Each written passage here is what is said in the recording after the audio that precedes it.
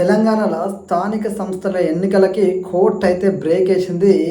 4 వారాల పాటు స్టే విధించింది. అంటే నెల రోజుల పాటు ఇంకా స్థానిక సంస్థల ఎన్నికలు అయితే లేనట్టే. మరొక వైపు 42% బీసీలకు రిజర్వేషన్ ఇస్తామని షెడ్యూల్ ప్రకటించింది ప్రభుత్వము. బీసీ రిజర్వేషన్ అనేది సాధ్యమేనా అని ప్రతి ఒక్క బీసీ బిడ్డలో ఇప్పుడు ప్రశ్న అయితే ఉత్పన్నమవుతుంది. చాలా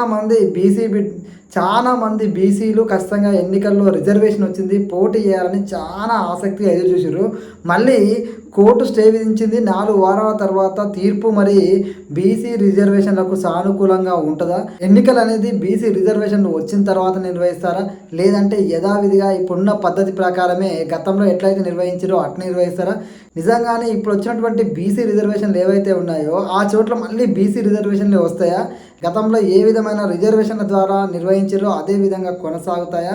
బీసీ నాయకులు ఏం మాట్లాడతారో, అసలు బీసీ ప్రజల ఆలోచన ఏ విధంగా ఉంది? నిజంగా రాజకీయ పార్టీలకి బీసీల మీద ప్రేమ ఉందా, లేదంటే వాళ్ళ రాజకీయ ప్రయోజనాల కోసం బీసీలను వాడుకుంటున్నారా అనే విషయం గురించి ఈరోజు మాట్లాడదాం.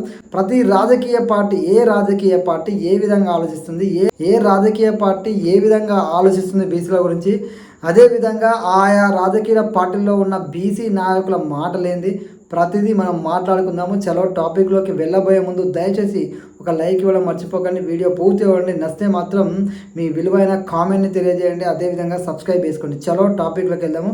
బీసీలకు 42% రిజర్వేషన్లు ఇస్తాము, ఆ దిశగానే మేము ఎన్నికలకు వెళ్తామని చెప్పేసి షెడ్యూల్ని అయితే ప్రకటించారు. స్థానిక సంస్థల ఎన్నికలలో బీసీలకు 42% రిజర్వేషన్ కల్పిస్తామని అదేవిధంగా షెడ్యూల్ రిలీజ్ చేశారు. అదే షెడ్యూల్ ప్రకారం గ్రామాల్లో ఉన్నటువంటి బీసీ నాయకులు కానీ, పోటీ చేయాలనుకున్న బీసీ సోదరులు కానీ సిద్ధమైపోయారు, ఆశలలో వేరించారు. కానీ కోర్టు ఇచ్చినటువంటి స్టే వల్ల ఆశలన్నీ ఆవిరైపోయినాయి. మళ్ళా అదే విధమైన రిజర్వేషన్ వస్తుందా? గత ప్రభుత్వం ఏ విధమైన రిజర్వేషన్లతో ఎన్నికలలోకి వెళ్ళిందో గత విధంగా మళ్ళీ కొనసాగుతాయా? బీసీ రిజర్వేషన్ అనేది సాధ్యమేనా అని చెప్పి ప్రతి బీసీ బిడ్డలో అయితే ఒక ఆలోచన అయితే మొదలైపోయింది.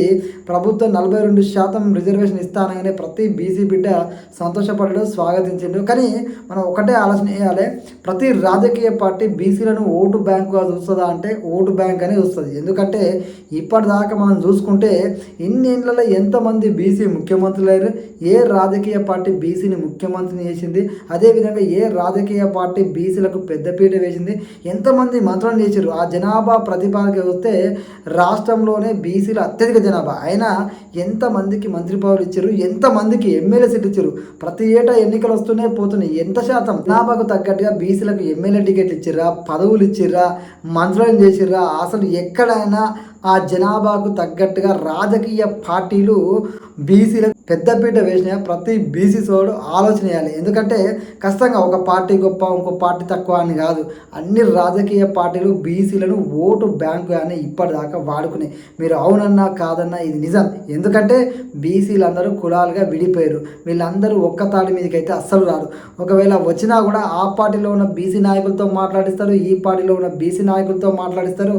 అక్కడ ఇక్కడ ఈ పార్టీ వాళ్ళు ఆ పార్టీ వాళ్ళు తిట్టినా, ఆ పార్టీ వాడు ఈ పార్టీ వాడిని విమర్శించినా ఆ మాట్లాడేటోళ్ళు బీసీలు అయి ఉంటారు. ఎందుకంటే ఇప్పుడు చూస్తున్న పరిణామాలు కూడా గట్టినే ఉన్నాయి. ఎక్కడ వెనకబడిపోతామని ఒకరిని మించి ఒకరు ఆ బీసీ నాయకుల ముందు పెట్టి మాట్లాడేస్తారు. కానీ ఆయా పార్టీలలో బీసీ నాయకులకు దక్కిన గౌరవం ఎంత, ఇప్పటిదాకా పొందిన పదవులని, ఇప్పటిదాకా ఇచ్చిన ఎమ్మెల్యే స్థానాలని, ఎంపీ స్థానాలని, ఏ రకంగా బీసీలకు న్యాయం చేసినా ప్రతి బీసీ సోదరుడు అర్థం చేసుకోవాలి. ఎందుకంటే 42% రిజర్వేషన్ ఇస్తామని చెప్పేసి మాట్లాడారు కదా, ఎందుకు మరి అన్ని పార్టీలను కలుపుకొని ముందే ఈ 42% రిజర్వేషన్ ఫిక్స్ చేసి ఆ తర్వాత ఎన్నికలకు ఎందుకు పోలేదు? కోర్టుకి వెళ్తే ఇది నిలవదని ముందే తెలుసా? డ్రామాలు ఆడిరా? వాళ్ళకి తెలిసి కూడా కావాలని బీసీల మీద కపట ప్రేమను నటించిరా? అన్ని రాజకీయ పార్టీలు బీసీ రిజర్వేషన్ స్వాగతిస్తున్నాం, మేము సపోర్ట్ చేస్తామంటారు. మరి అందరూ కలిసి ఒక్క తాటి మీదకి వచ్చి ఎందుకు కొట్లాడలేకపోతారు? నిజంగా మీకు ప్రేమ ఉంటే ఈ 42% రిజర్వేషన్ల కోసం ఒకరి మీద ఒకరు విమర్శలు చేసుకునే వాళ్ళు అందరూ ఒక్క తాటి మీదకి వచ్చి ఎందుకు కొట్లాడట్లేదు? ఎందుకు మీకు నిజంగా ప్రేమ ఉంటే కొట్లాడాలి కదా, బీసీ సోదరులందరినీ కలుపుకొని పోవాలి కదా, ఎందుకు ఆ విధమైన పని చేస్తలేరు? నువ్వు ఇట్లా అని విమర్శలు చేసి బీసీలను ఫూల్స్ చేయకండి. ఎందుకంటే మేము చాలా చూసినాం, మీకు నుంచి చూడదలుచుకోలే కూడా. ఇది ప్రతి ఒక్కరు వాళ్ళ రాజకీయ ప్రయోజనాల కోసం ఓటు బ్యాంక్ కోసం బీసీలను ఒక ఓటు బ్యాంక్ లాగానే వస్తున్నట్టు స్పష్టంగానైతే అర్థమైంది. మరొక వైపు రేవంత్ రెడ్డి గారు ఢిల్లీలో దీక్ష చేస్తే రాహుల్ గాంధీ గారే రాలేదు. ఎందుకు రాలేదు?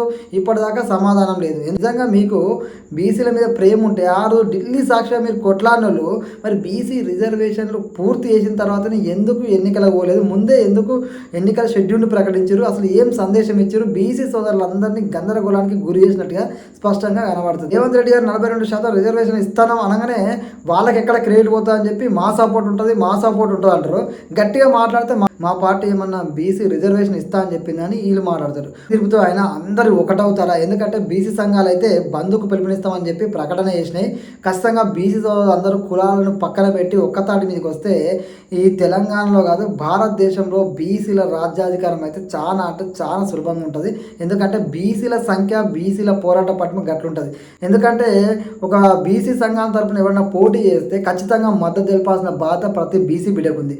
ఆయన ఎవడో ఆ పార్టీ ఓడు లేకపోతే ఈ పార్టీ ఓడు లేదంటే మధ్యలో నాకేం అవసరం, నా ఆ పార్టీ కాదు కానీ పార్టీ లైన్ దాటితే మా పార్టీ ఫీల్ అవుతుందేమో అని ఇట్లా మీరు ఫీల్ అయిన రోజులు అట్నే ఉంటారు. ఎందుకంటే ఆడు మన తరపున కొట్లాడుతాడు అంటే మనం ఏ పార్టీలో ఉన్నా ఏ రాజకీయ పార్టీలో ఉన్నా మనం ఎక్కడున్నా సరే మనోడు మన కోసం ఫైట్ చేస్తే మనం సపోర్ట్ చేయాలి. అట్లా సపోర్ట్ చేసిన రోజే బీసీలకు రాజ్యాధికారమైన రిజర్వేషన్ అయినా ఏదైనా వస్తుంది. ఓన్లీ ఈ యొక్క రాజకీయ పరంగా రిజర్వేషన్ వస్తే సరిపోదు, బీసీలకు ఉద్యోగాల పరంగా కూడా రిజర్వేషన్ రావాలి. అట్లా వచ్చినప్పుడే ఈ రిజర్వేషన్ అనే దానికి బీసీల పోరాటానికి ఒక అర్థం ఉంటుంది. ఇది మనం గ్రహించుకోవాలి.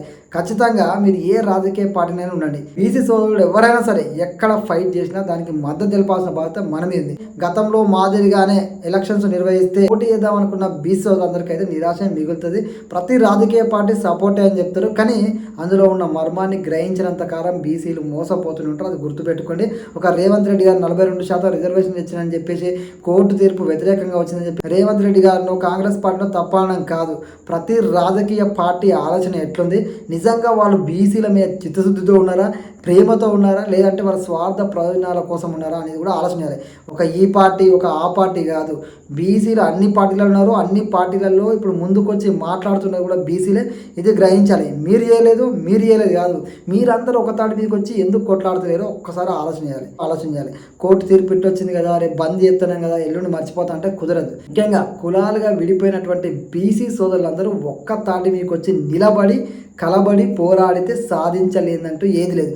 అలా కొట్లాడినంత కాలం వాని మీద వీడి విమర్శ, వీని మీద వాడి విమర్శ చేసుకుంటా కాలక్షేపం చేయడం తప్ప ఏమీ ఉండదు. గుర్తుపెట్టుకోండి, ఈ కోర్టు తీర్పుతో అయినా బీసీలలో మార్పు రావాలి. ఈ బీసీల ఉద్యమం అనేది ఖచ్చితంగా ప్రభుత్వాలు దిగొచ్చే విధంగా ముందుకు సాగాలని మనస్ఫూర్తిగా కోరుకున్నా.